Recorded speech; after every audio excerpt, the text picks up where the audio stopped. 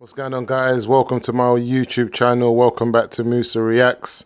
Today we're going to be having our preview for the Fulham game this Sunday as we go down to Craven Cottage to try to get our first win of the season and hopefully pick up 3 points and then on to Burnley. Still not to overlook Fulham. Fulham has been a ground that we've had success at and we've done quite well at, and we're hoping that we can continue in the same stead this season. But before we get into the Fulham preview, I also just want to get through a quick few transfer updates that we've been having in the transfer window. We've been linked in recent times with a few midfielders.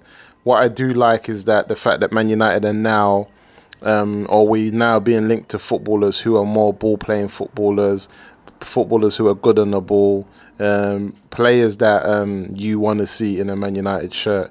Whether it's Wharton from Palace, Beleba, Edison at Atalanta, those type of players. Now we're being linked with Stiller from Stuttgart, who is also a wonderful footballer in his own right, and a player that sometimes it's not a name that everybody would have said like that's the one to go for, but then when you look at his abilities and what his attributes are, it's never a midfielder that you're going to say no to. And he's very good as well in the tackle and actually getting and winning the ball back. But not only is he good at winning the ball back, once he's got the ball, he has the IQ, he has the ability to see the pass and actually get us moving forward up the pitch, which we've struggled with in recent times with the likes of Ugarte playing there.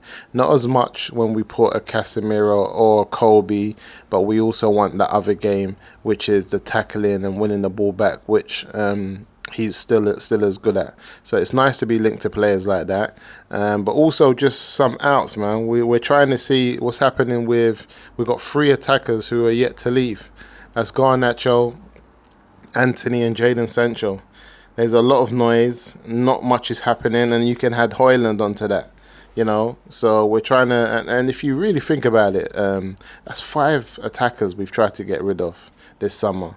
Marcus Rashford, Garnacho, Sancho, Anthony and Højlund. 5 attackers. So I think it would be fair to say that Man United should be in for another attacker next summer. It would be fair to say that. Do you know what I mean? Because the amount of attackers we've let go and then how many we bought in. Well, we bought 3 in, let 5 go. I think it would be fair to say that next season we might be looking at another forward attacking player who can actually, support and be a part of our forward lineup attack. Because when you think about it, we've let a lot go. But I don't know what's happening with Sancho.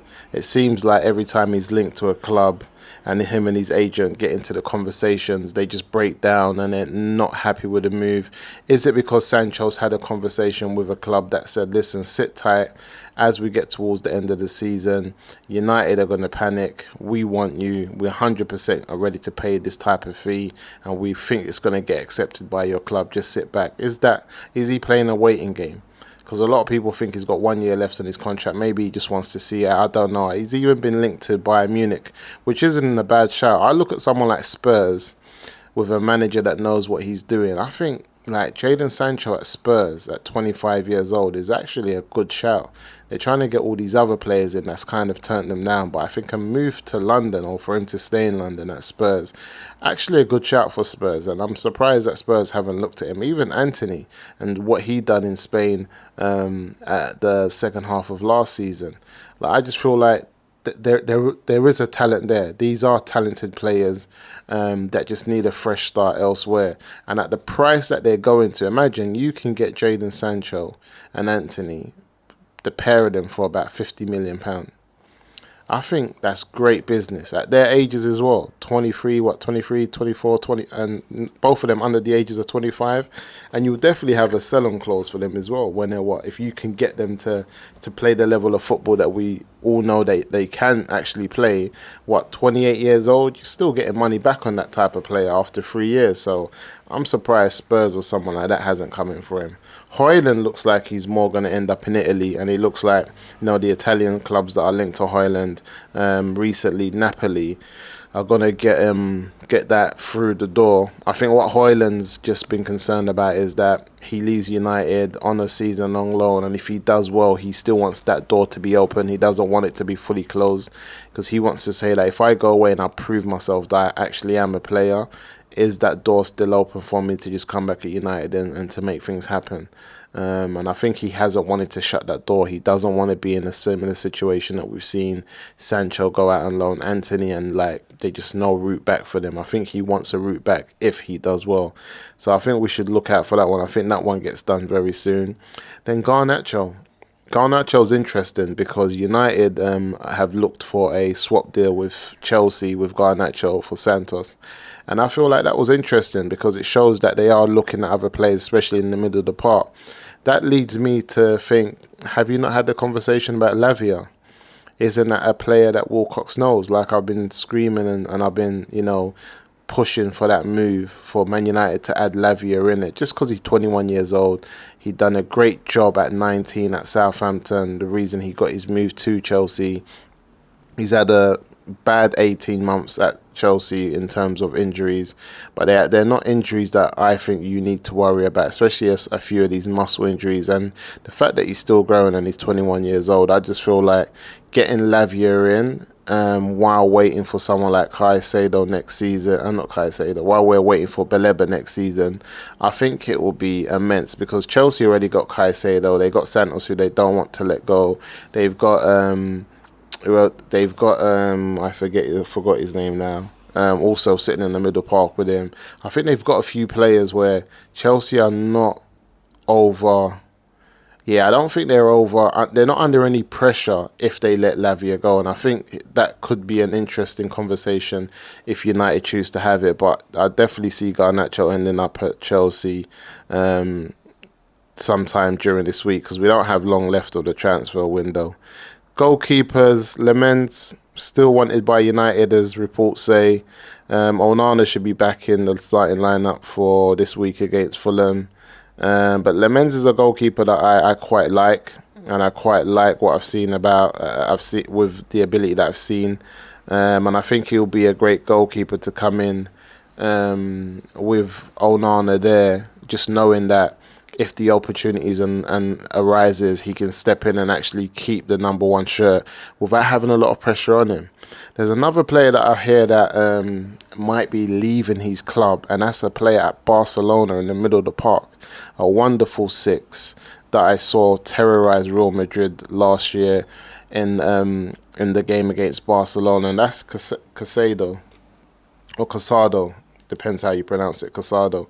Casado's a wonderful number six.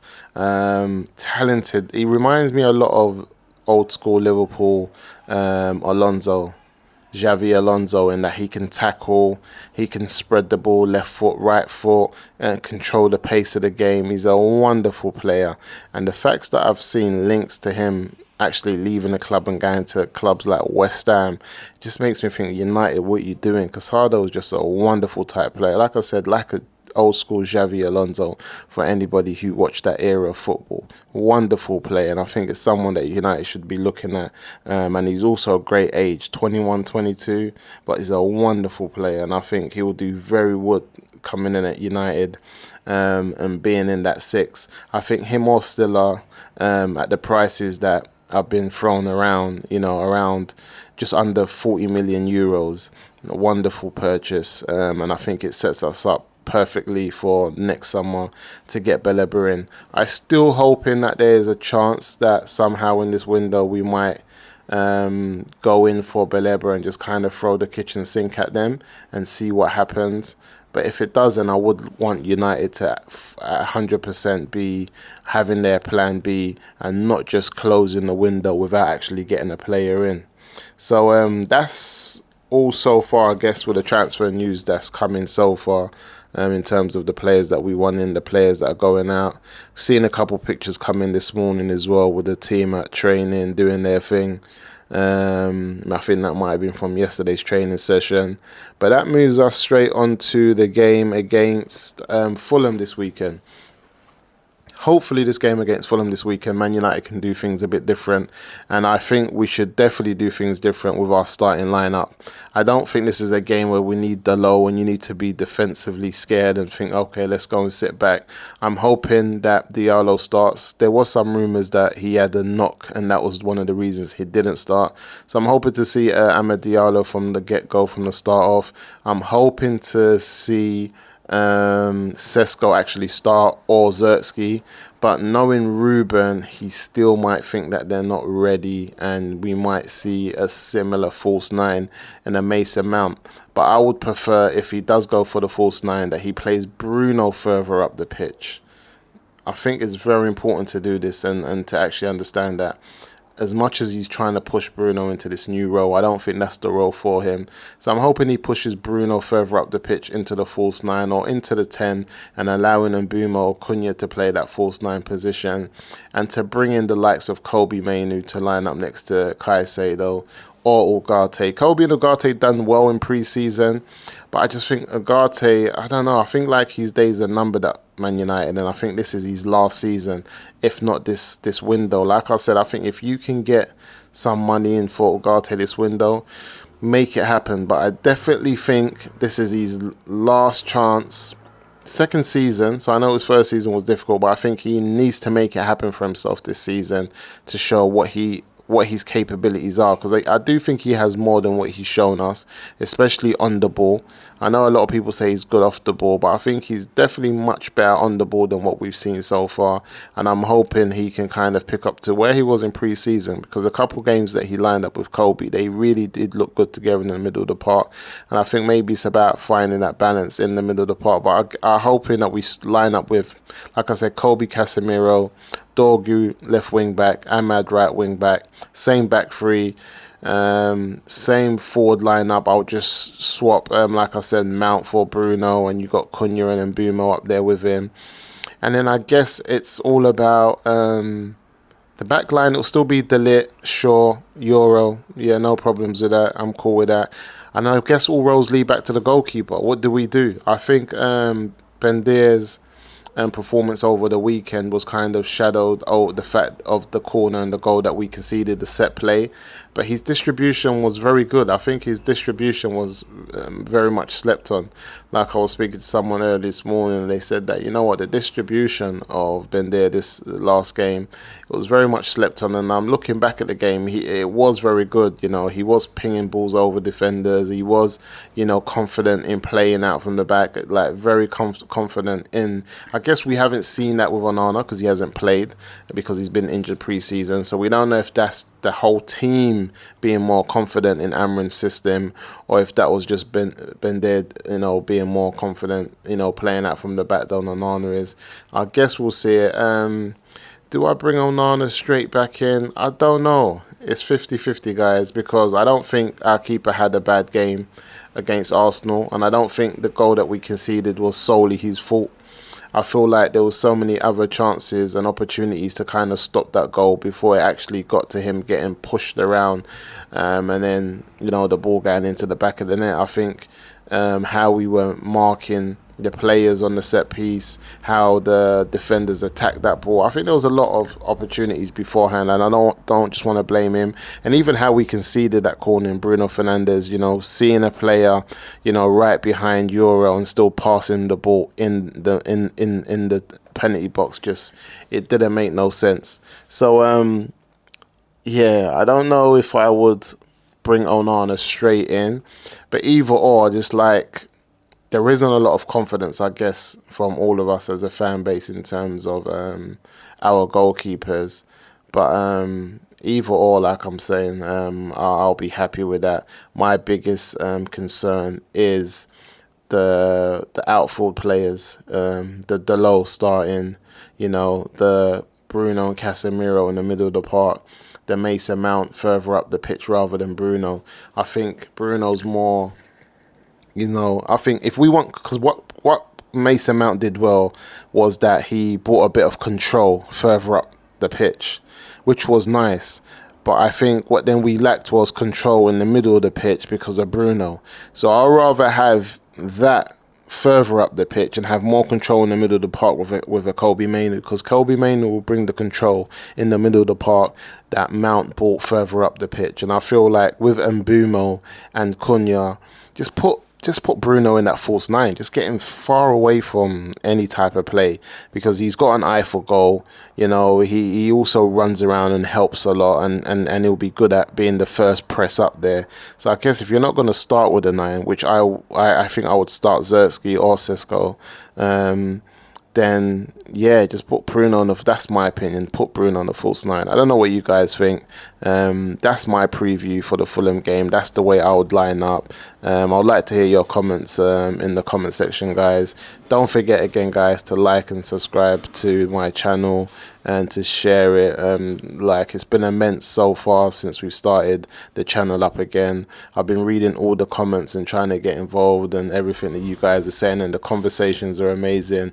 And just a big shout out to everyone that's been following me for the last 5 years that I've been on Sai's channel doing the Mandem show. And I think it's been a long time coming for me to do my own channel, but we're here, we're talking, we're having a conversation, we're trying to find out who's unqualified and who's not qualified to talk about the game, or who's had an early concussion and has to sit back and and just put their opinions to the side. But we're here, guys, so you know, we're making things happen, and I'm very appreciative for everyone that's liked and subscribed to the channel so far. Keep on pushing up the numbers, let's make things happen. And as we continue to go through the season, you're going to see more content coming from myself. I'm going to get more demand them onto the channel, and we're going to try and be consistent and do some great things. There's a great show that I've got coming out that will be taking place on Sunday mornings when everyone's at home chilling, relaxing. I want to try and get all them out onto a show on a Sunday morning and just catch up with all what's been happening throughout the week with our team and within football. And I hope you guys will be there. Till the next one, I'm out.